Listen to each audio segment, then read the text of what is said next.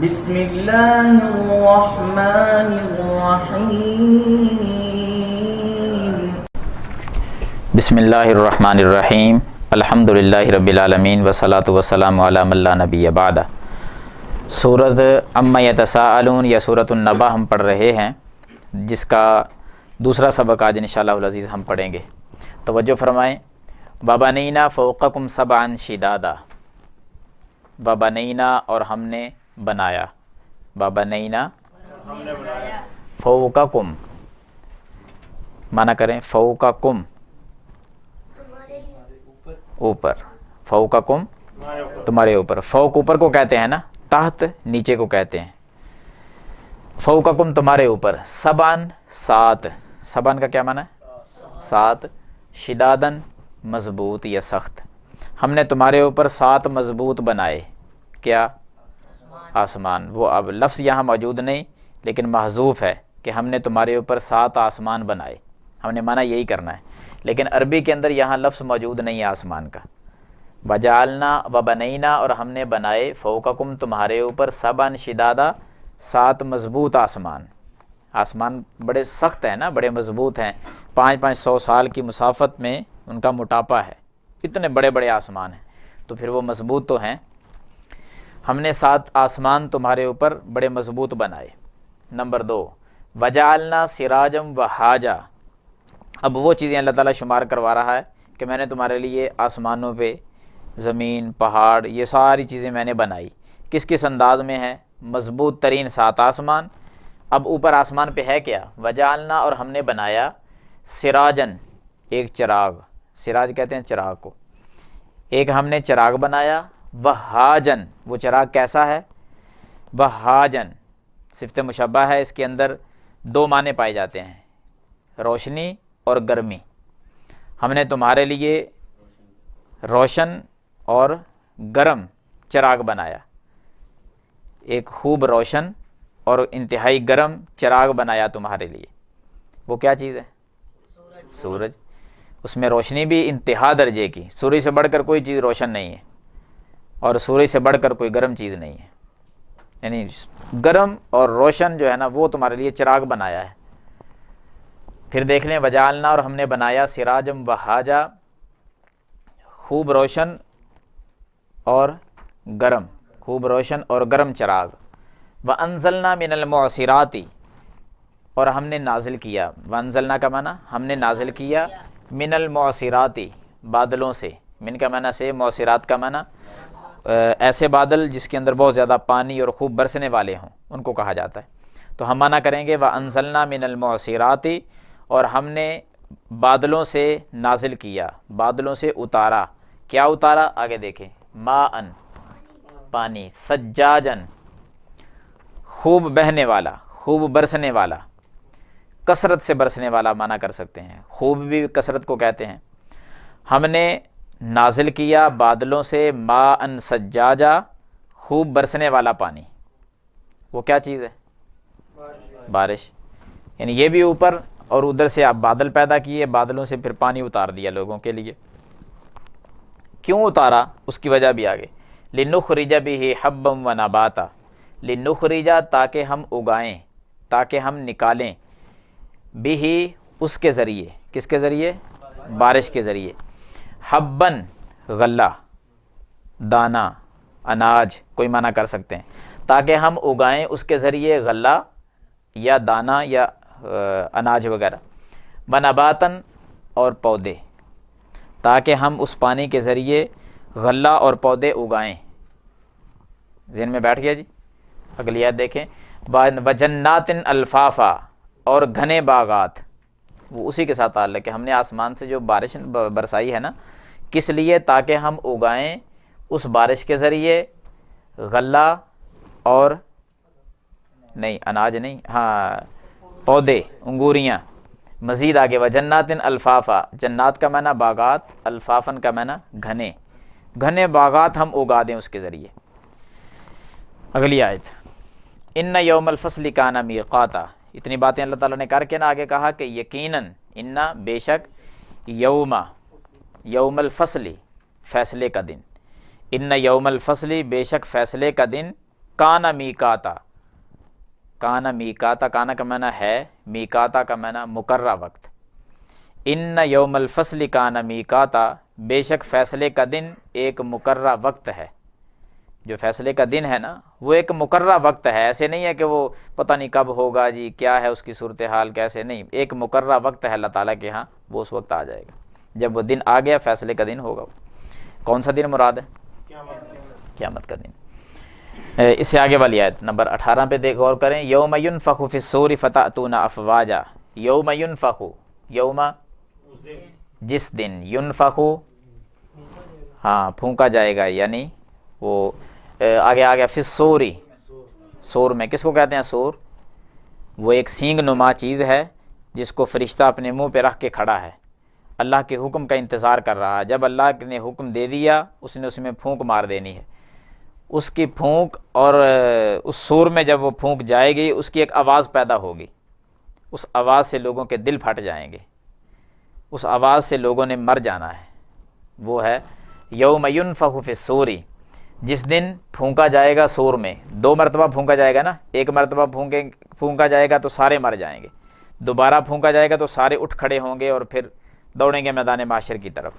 یہ دوسری مرتبہ پھونکنے کا تذکرہ ہے، یوم ینفخ فی الصور، جب سور میں پھونکا جائے گا، فتأتون افواجا، تو تم کس صورت میں آؤ گے؟ فتأتون، تو تم آؤ گے، افواجن، فوج در فوج، تم پھر فوج در فوج اکٹھے ہوں گے، آ جاؤ گے سارے اس طرف۔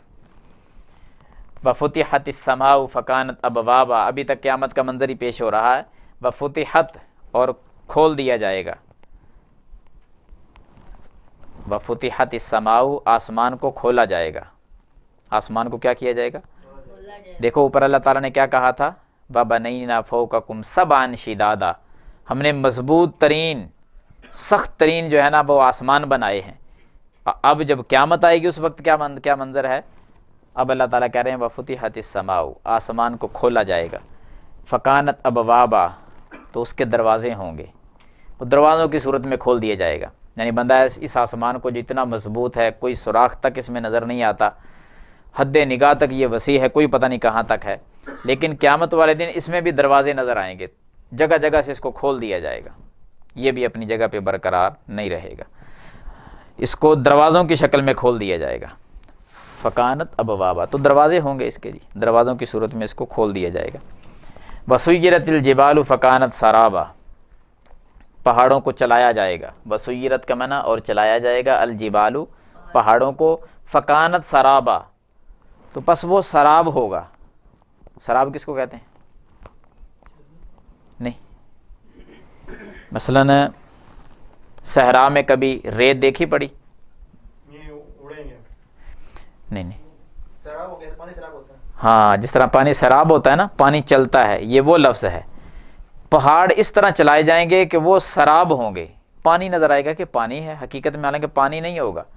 چلو ریت پہ نہیں تو آپ کا تجربہ یہ روڈ پہ تو ہوا ہوگا، تازہ تازہ نیا روڈ بنا ہو نا، لک وغیرہ جس کے اوپر ڈالی ہوئی ہو، تو دور سے ہم جب دیکھتے ہیں تو کیا نظر آتا ہے روڈ پہ؟ پانی، ایسا لگتا ہے کہ پانی بہت زیادہ کھڑا ہے آگے، حالانکہ وہ پانی نہیں ہوتا۔ اسی طرح کبھی صحرا میں، جنگلوں میں کہیں دور جہاں ریت ہی ریت ہو، وہاں اگر آپ کا جانے کا اتفاق ہو تو دھوپ لگی ہوئی ہو سخت، تو آپ دور سے دیکھیں گے تو وہ ریت چمکے گی نا جب، تو ایسے لگتا ہے کہ یہ سارا کا سارا پانی ہی ہے، سیلاب آیا ہوا ہے، پانی چل رہا ہے یہ، حالانکہ وہ پانی ہوتا نہیں ہے۔ قیامت والے دن پہاڑ جو ہیں وہ ریت بن جائیں گے، بالکل ریت بن کے بکھر جائیں گے، ریت کے ذرات ہوں گے، تو دور سے ایسے لگے گا پانی ہے سارا ہی۔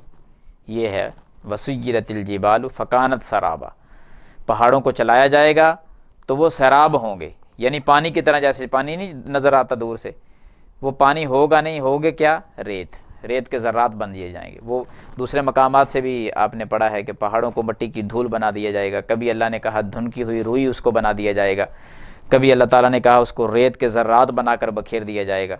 تو یہاں ریت کے ذرات کی طرف اشارہ ہے کہ وہ ریت بن جائے گی، دور سے پانی نظر آئے گا جبکہ پانی نہیں ہوگا۔ دوبارہ پھر سن لیں ترجمہ، وَبَنَيْنَا فَوْقَكُمْ سَبْعًا شِدَادًا، ہم نے تمہارے اوپر 7 مضبوط آسمان بنائے، وَجَعَلْنَا سِرَاجًا وَهَاجًا، اور ہم نے ایک چمکدار اور انتہائی گرم چراغ بنایا، وَأَنزَلْنَا، اور ہم نے اتارا، مِنَ الْمُعْصِرَاتِ، بادلوں سے، مَاءً ثَجَّاجًا، خوب برسنے والا پانی، لنخرج به حبا ونباتا، تاکہ ہم اگائیں اس کے ذریعے غلہ ونباتن اور پودے، وجنات الفافا اور گھنے باغات۔ ان یوم الفصل، بے شک فیصلے کا دن، کان میقاتا، وہ ایک مقررہ وقت ہے، یوم ینفخ فی الصور فتأتون افواجا، جس دن پھونکا جائے گا سور میں تو تم فوج در فوج آؤ گے۔ وفتحت السماء، آسمان کو بھی کھولا جائے گا، فکانت ابوابا، تو اس کے دروازے ہوں گے، وسیرت الجبال فکانت سرابا، پہاڑوں کو چلایا جائے گا تو وہ سراب ہوں گے، یعنی پانی کی طرح نظر آئیں گے جیسے پانی ہوتا ہے۔ اسلامی عقیدہ نکالیں، اس کا آگے والا سوال آج آپ کو پڑھاتے ہیں ایک۔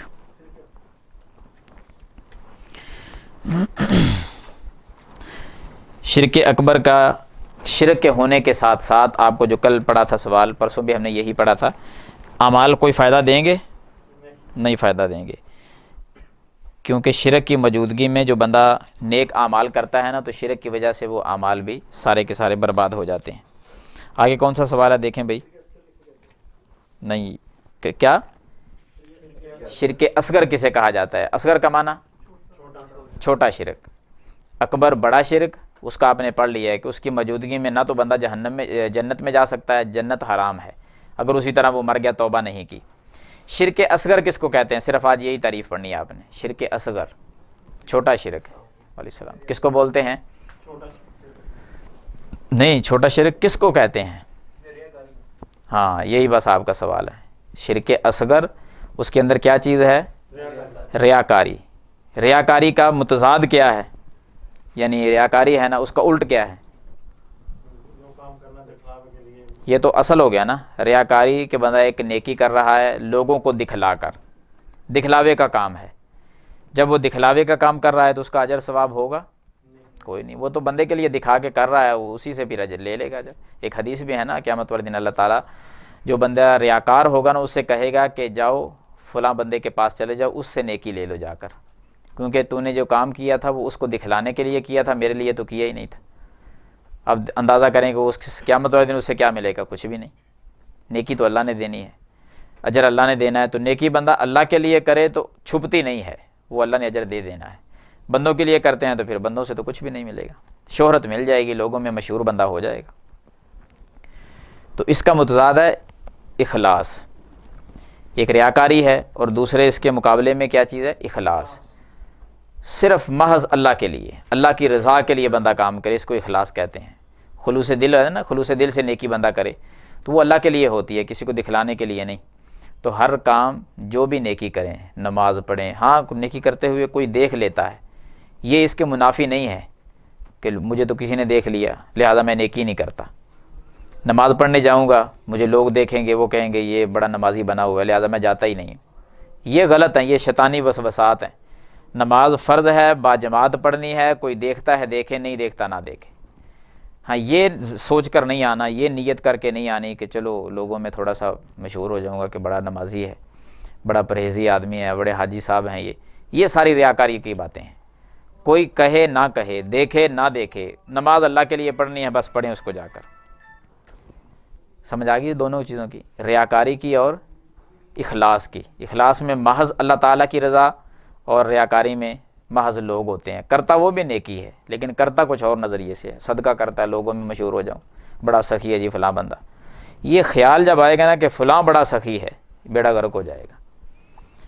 یہ خیال ہو کہ اللہ راضی ہو جائے، کوئی دیکھتا ہے تو تب ٹھیک ہے، نہیں دیکھتا تو تب ٹھیک۔ ہم نے دیا کیوں ہے صدقہ بھی کسی کو؟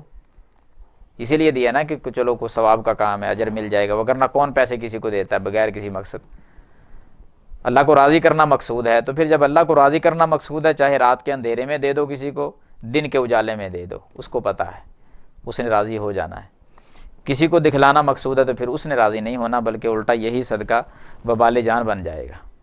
اللہ تعالی ہمیں سمجھنے کی اور عمل کرنے کی توفیق عطا فرمائے۔ وما توفیقی الا باللہ۔